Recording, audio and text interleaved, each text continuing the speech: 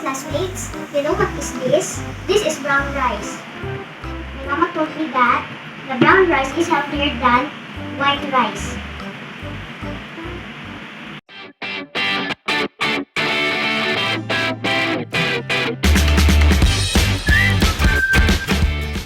Hello classmates, I'm Sophia Castle. I'm from grade 2 Asians. Today, I will show you how to properly cook brown rice. Here's what we need.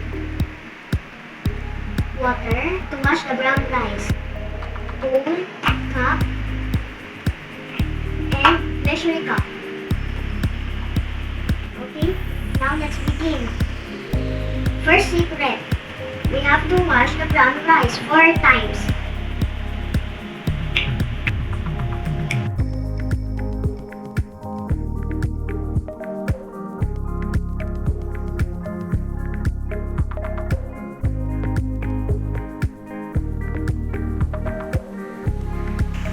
Now we use the cup to wash the brown rice.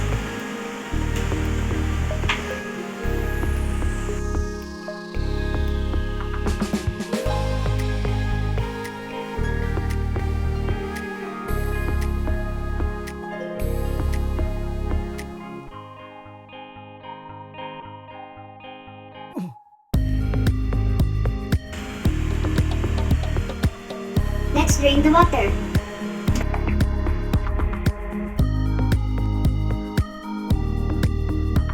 Let us wash it again for second time.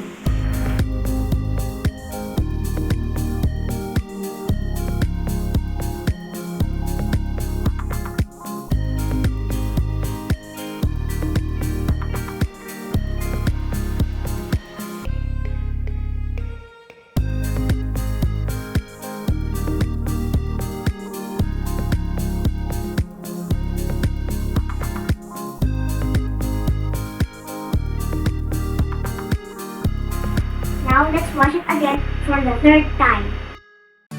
Second secret, we have to soak the brown rice overnight. Now let's cover it with tape.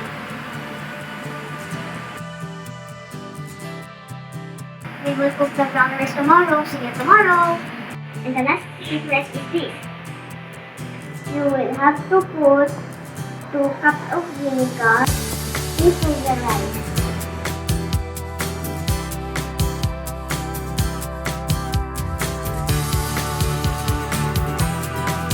Hello guys, good morning.